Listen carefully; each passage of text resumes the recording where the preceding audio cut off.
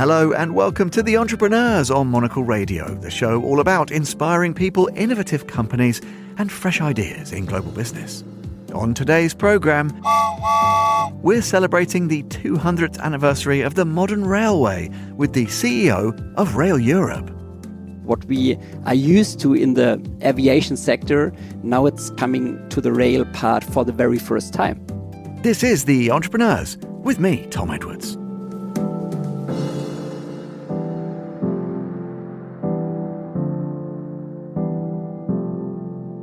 You're listening to The Entrepreneurs. It's now 2 centuries since the world's first modern passenger railway rolled into service in northern England, a truly pivotal moment that transformed how we move, connect and explore. Of course, much has changed since then. As the rail sector reflects on 2 centuries of innovation and impact, we're looking ahead to what's coming next. To explore the future of rail travel in Europe and beyond, we welcomed a special guest to our Paris HQ, Björn Bender, CEO of Rail Europe, the world's leading distributor of European train tickets and rail passes. Before taking the helm at Rail Europe, Björn headed innovation, research and incubation at Swiss Federal Railways, the SBB, and previously led its New Mobility Services division. Monocle's Paris bureau chief, Simon Bouvier, sat down with Björn in our studio in the French capital to discuss the industry's next chapter and the direction of travel. Just to kick things off a little bit, I think what makes Rail Europe so special is this kind of global or big picture perspective. Instead of being stuck in the kind of inner workings of national rail systems, you have this kind of exceptional overview of how everything works. And before joining Rail Europe, you were working at the Swiss Federal Railways, the SBB, and you commute from Switzerland to France regularly because Rail Europe is based here in Paris, but you still have your family in Switzerland. So you kind of get the big picture insights from your job, and you also walk in the shoes of your customers by using the trains every day. So to kick things off, is there anything that the SNCF does better than the SBB, which everybody considers to be the benchmark? Yeah, actually, I guess every national railway does certain things better than others because it depends on certain products and the customer needs of the certain country and so on. But of course, you refer a bit to the benchmark and the role model SBB has in this sector, and it's definitely this, because of course trains are punctual, they invested a lot into infrastructure, rolling stock. The offer is not only for international and cross-border services into Switzerland, also for the Swiss themselves, of course. But I always said in the past, because I worked also for the German railways before, and it's a bit similar to SNCF, I would say we should not compare Apple with peers because, of course, the systems are financed differently. And if you finance, 5 times per head more the railway infrastructure or even the rolling stock, then it's very hard to compare certain things. I would say, given the circumstances, SNCF, Deutsche Bahn, Trenitalia, some others are not doing such a bad job as it probably sometimes perceived in press or media. And can you give us an overview? Again, you have such exceptional insight into these heavy trends that are shaping the industry overall, instead of being stuck in these silos of kind of national issues that might be particular to France or Germany or Spain or Italy. What are the big trends that you're keeping an eye on and that are shaping the industry right now? There are super big trends, very, very visible at the moment. And first of all, we need to be aware that we are talking about the industry 200 years old. And even when you talk about Rail Europe, we are a company almost 100 years old. So yes, we have legacy, history. The entire industry has really history. And this is a bit, of course, the huge opportunity we face. Because when I joined the industry, I would say it was 2007, so 18 years back. No one wanted to talk about train or rail travel anymore because it was pretty boring. Everyone wanted to fly and wanted to be on the, let's say, more modern, more sexy part of the mobility industry. And it was a bit dead, this sector. And that, of course, we all know what brought a bit the renaissance of rail travel, because, yes, it is the society discussion we have and the climate problem we face all together and so on. And, of course, now probably rail travel is part of the solution, first of all. And now we need to manage, let's say, the expectations and the reality best.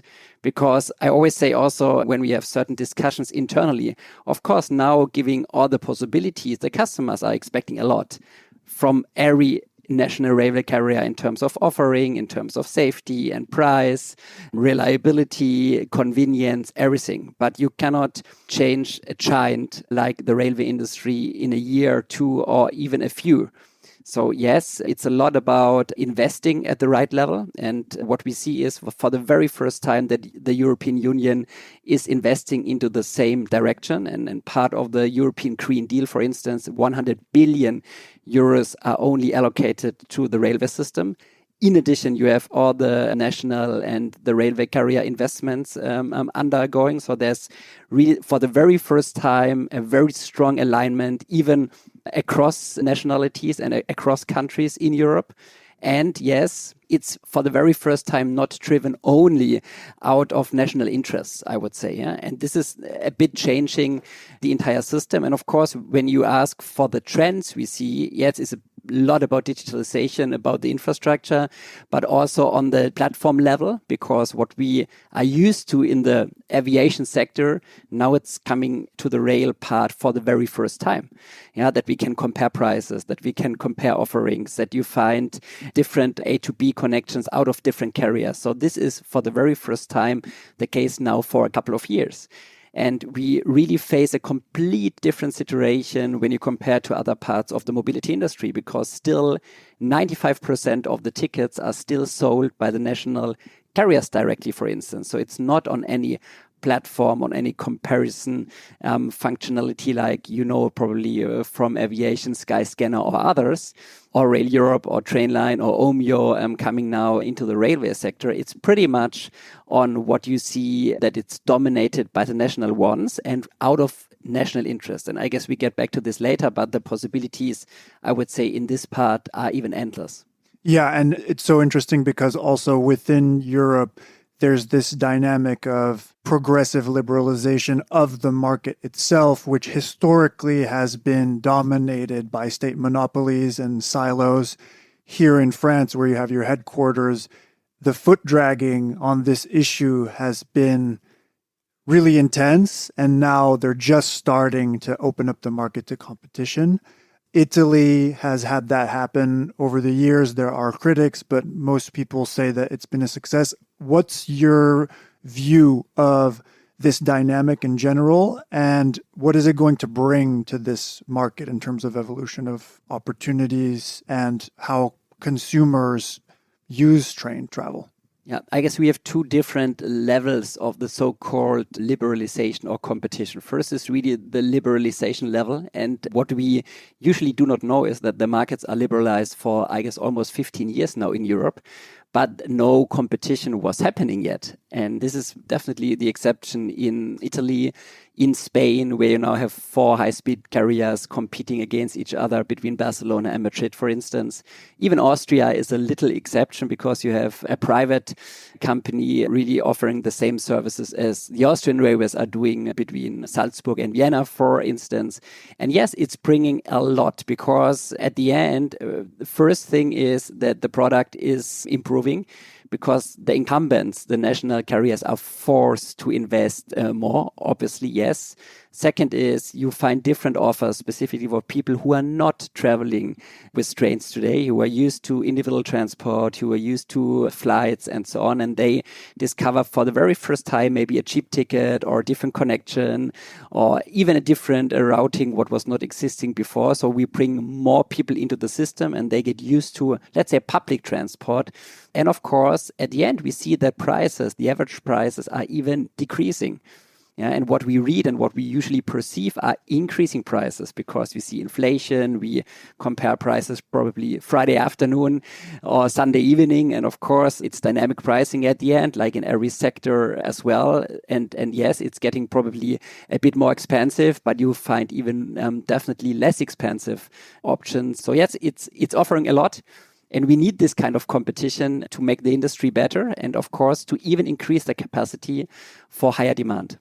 You mentioned pricing quite a bit here, and I want to get into that because I think this is one of the fundamental issues. There's a real hunger on the part of consumers to travel using a form of transportation that has a much, much smaller environmental footprint than air travel. But when you compare the prices, sometimes it's just too much. The delta between a train ticket price and a low-cost carrier flight for a student or a vacationer is just too much for them to take that step, even though they really want to, and train travel aligns a lot better with their values and what they would like to do. Do you think there's a pricing problem here, and how do you see that evolving? What are the fixes for it?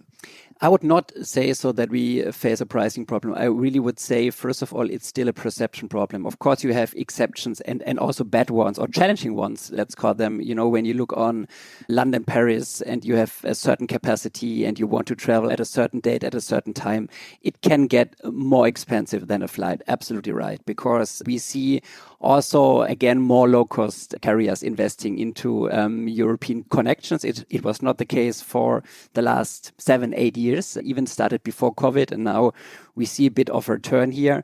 But when you look back to the mid of the 90s, when the tunnel was opened between France and England, and of course, plenty of investments were done before this opening, and I guess we had 3 times as many flights connecting Paris and London as today. 3 times.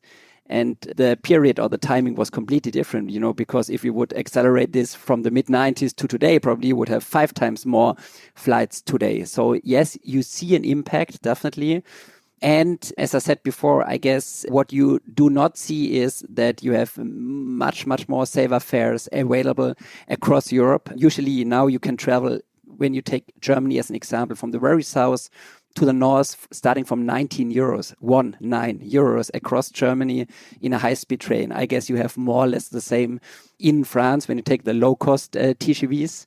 And yes, there are certain options when you say students or let's say senior people and so on, where you get even better or more attractive tariffs. Discounts. But at the end, it's a perception challenge. And even if it's not the truth that rail travel is always more expensive, because you need also to consider that you can travel from city center to city center, you don't have any airport transfer and so on, then we have a challenge for the industry because, we are talking about pricing, we are talking about safety, and we are talking about convenience. Those are the 3 main topics in the industry. Even if the perception topic is sustainability. But if we ask people, why do you choose a certain routing in a train? It's not sustainability. It's number 7, 8, or 9 of the criteria why someone is choosing a certain way of transport. And this is very interesting.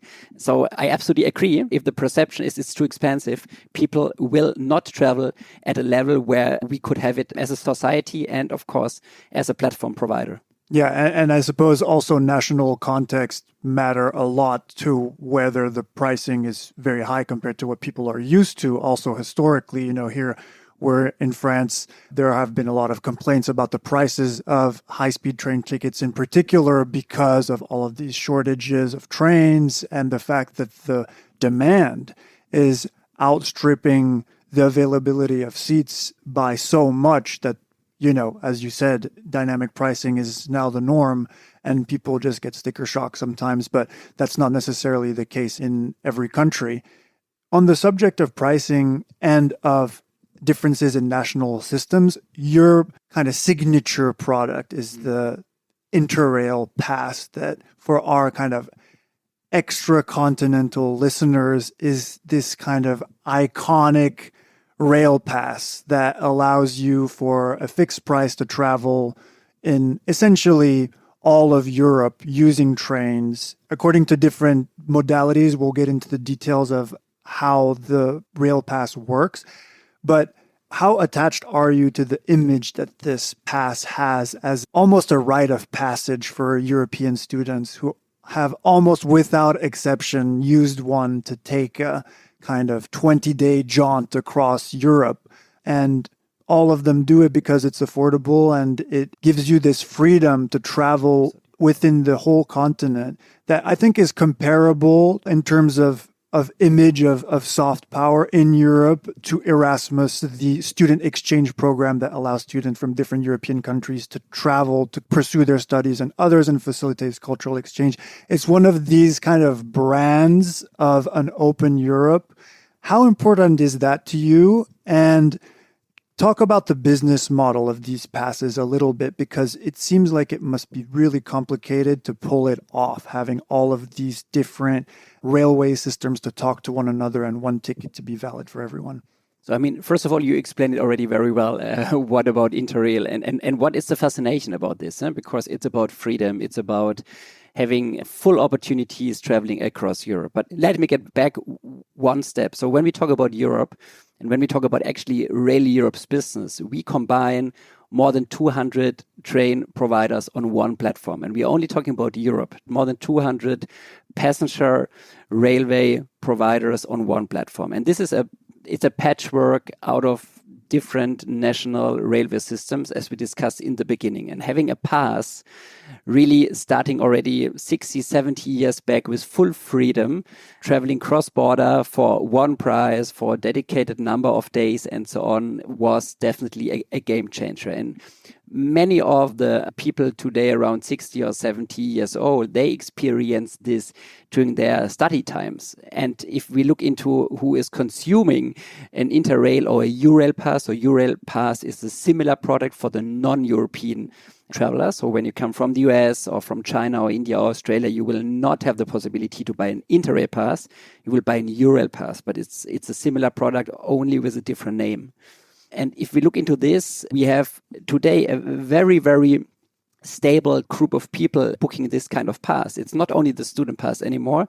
You have elderly people, you have even many, many people above 80 traveling on an Interrail or Eurail pass across Europe. And yes, it's very, very attractive in terms of pricing. It's full flexibility. It's definitely valid in all carriers, and all the major carriers are part of this system and pass.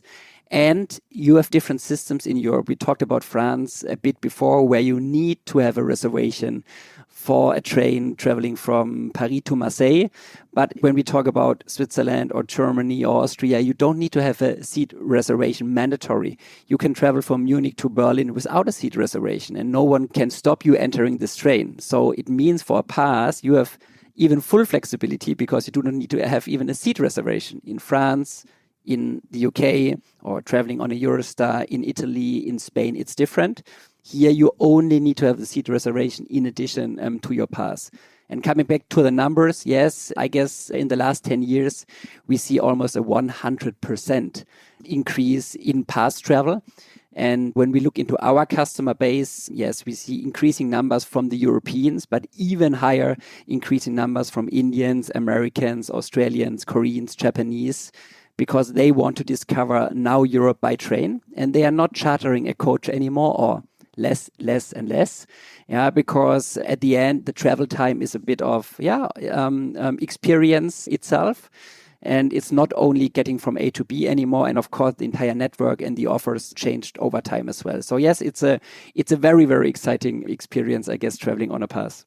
It's really remarkable that this product that was already extremely popular has seen a plus 100%, skyrocketing in popularity post-COVID.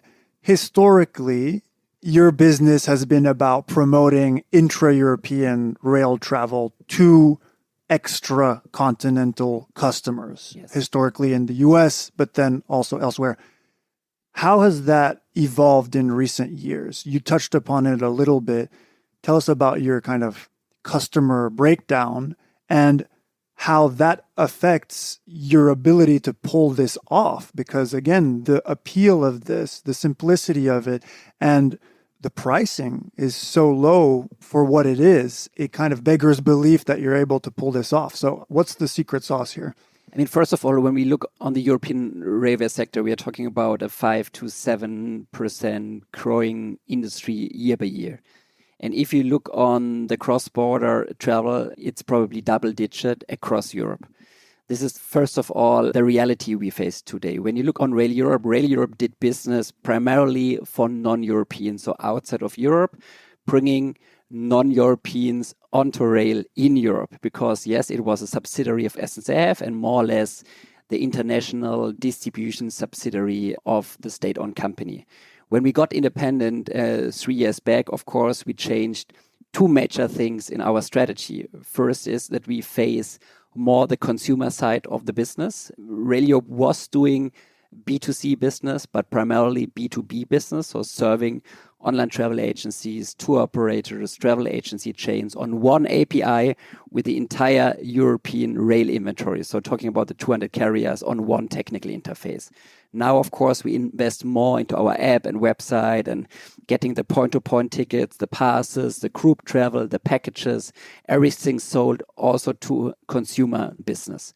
When we talk about what you said, the inter-European travel, we talk about the non-domestic travelers, because a non-domestic traveler usually is facing complex situations, unfamiliar situations, really things he or she is not doing regularly. So language barriers, tariffs, after-sales processes, currencies, all of this, what they are not used to it.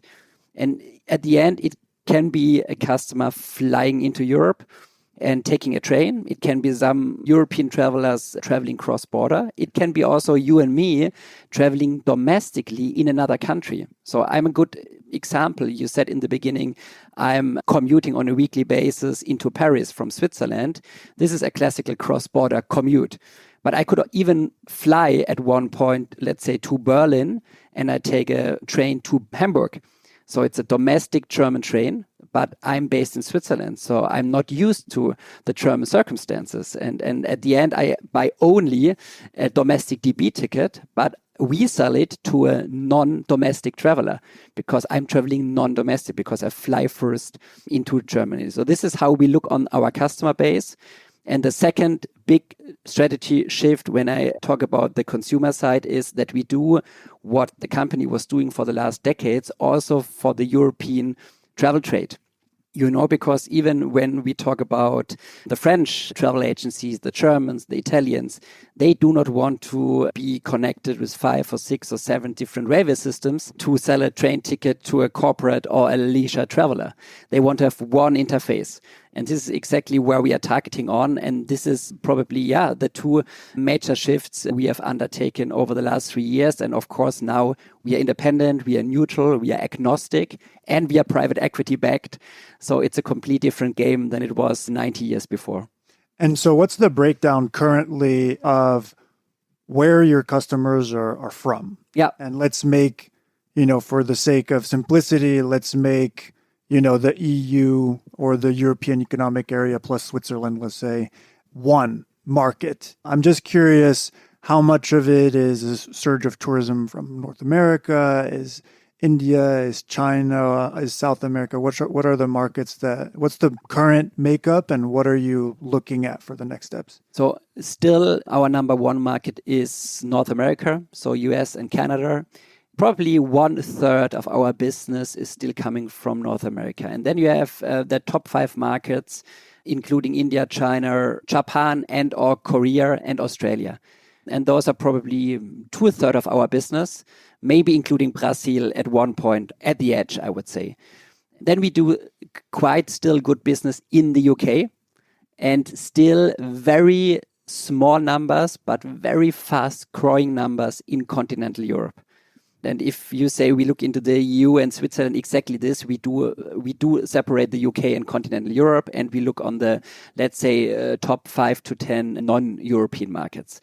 So you see, it's still very important for us, of course, all the travels from Asia, from the US, or from LATAM into Europe. But of course, it's getting more and more important that we do the job right for the Europeans, because when we talk about the industry, we talk about 80 billion euro industry yearly, 80 billion euros, and probably 79 or 78.5 are sold in Europe to Europeans. So you see that, let's say, there are no ceilings when we talk about the European customer base. And of course, there's a natural ceiling at one point because we have already a high market share outside of Europe.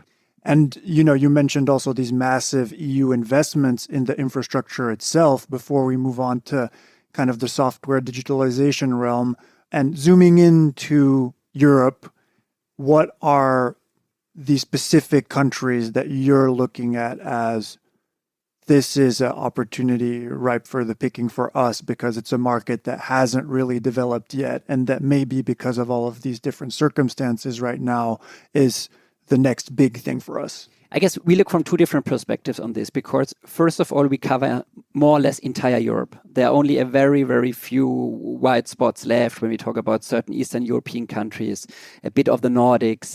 We are not that strong yet, but we are working on this in Portugal, for instance. But all the major parts are covered. And there are no exceptions. And we do work with SNCF or with France and Germany and Italy and Spain and the Benelux in the same way. What is different is how carriers are looking on us as third-party partners, because we see ourselves as a partner for the railway carriers, not as a competitor, because usually we bring them business they could not reach out to easily. And of course, we are working hand in hand, bringing more people into railway systems, more people into public transport. And here, definitely, we define and we separate how we target certain groups of potential tourists traveling to Europe with different campaigns, with different pricings, with promotions. We talked about Interrail and Eurail. They do it very, very data-based now and very streamlined throughout the entire system. So yes, there are some differences, but in general, we see ourselves, as I said before, as neutral and agnostic. And this means we really treat everyone the same way. And we partner, or we want to partner, and we open up and we give our hand to everyone in the same way to really get a win-win situation out of this partnership. And that kind of brings us neatly into how you create these partnerships and how you're essentially bringing business to all of this mosaic of different carriers from all of these European countries. In 2017, Rail Europe, which was still SNCF back then, acquired the Loco2.com, the British essentially train travel booking platform. Tell us about how that reshaped your business after you kind of took your independence from SNCF and became this kind of standalone company that you run. Yes, I would say we really reinvented ourselves in a way the last 3 years. And we always say we're undergoing a holistic transformation. And when we talk about a holistic transformation, it means everything from brand over product, or the way of working, the way we do after sales, the way also we do not only customer acquisition, we really put our focus on retention. Because what we talked about before, when 2/3 of our customers are non-Europeans, I mean, it's clear that our retention possibilities are very, very low. And when we talk about Europeans, yes, they travel, I don't know, twice, 3, maybe 10 or 15 or 20 times yearly. So it was definitely a game changer. And at the end, we also need to be aware we are talking about a high volume and low margin business. And it's not special for the railway part. It's just the travel industry itself. Yeah, starting from packages and hotels and even aviation and rental cars and also up to rail. So what it means at the end, yes, for us, we need to provide the best services we can. And Loco2 was a game changer back in the days for the consumer business. Unfortunately, it was not the focus for the last 8 years since Rail Europe acquired this company. We refocused on the consumer side 1.5 years back, and now we still build our future on this very strong technology because it's still from the core very strong. Only the front end and the UX and the UI needs to have some rework on that. And of course, we need to monetize what we do best. And monetizing means, yes, that we provide ancillary services, additional services like luggage transport, like the right cancellation insurance, eSIM, all of this to bring this into a package where at the end we are able to, of course, cover our costs to offer an excellent service, but on the other side also build sustainable, healthy business model. And this is probably when you ask me what changed the most over the last 3 years, it's exactly this, that it's not, let's say, a company where we are burning money and we are really working as a, let's say, subsidiary of a state-owned company. No, we need to be profitable by what we do. And this is particularly the distribution part of rail travel getting together with other services we provide. And this changed. And this we see also in the feedback we receive from our customers, that they value that we improved our services, even, and this is, I guess, a good example for this, if we still charge a service fee for a ticket sold. But at the end, if we can make a difference and if we can show up better prices and better services, people are willing to pay. And this is maybe what we need to learn and adapt and improve in terms of platform business every day.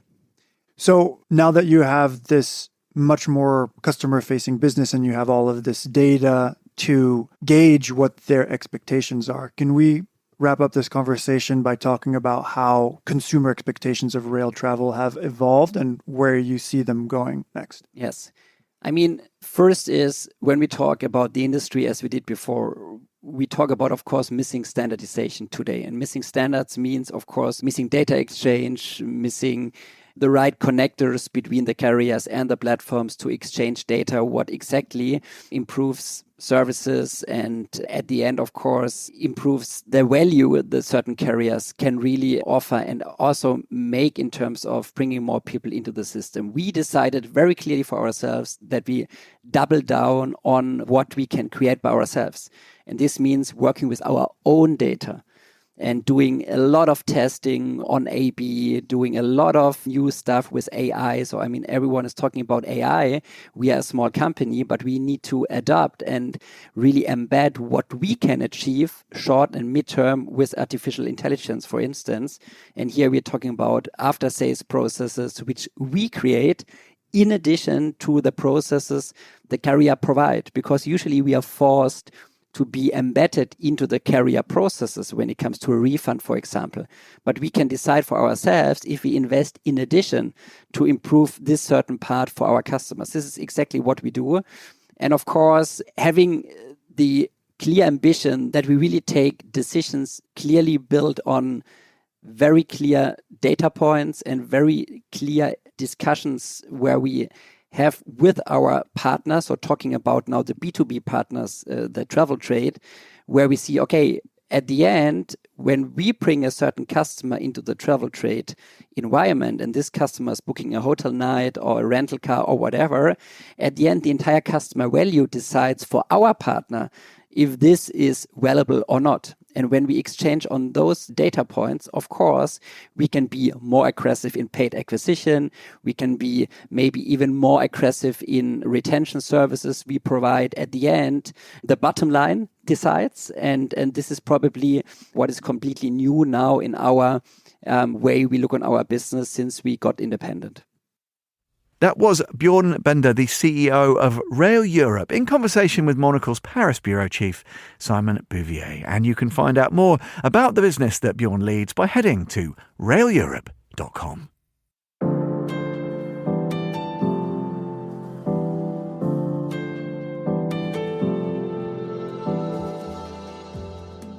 And that is all for this episode of The Entrepreneurs. We'll be back at the same time next week. The programme's produced by Laura Kramer with audio editing by Jack Dewars. You can listen again and find out more about the show at monocle.com, or you can contact Laura directly by emailing her on lrk@monocle.com. I'm Tom Edwards. Goodbye, and thanks for listening to The Entrepreneurs.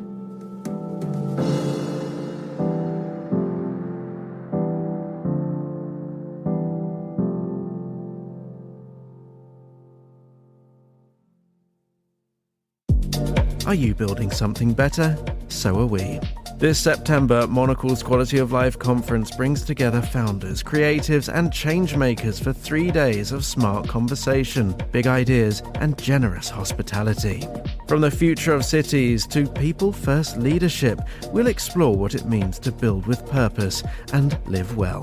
Find out more and book your seat at monocle.com/conference.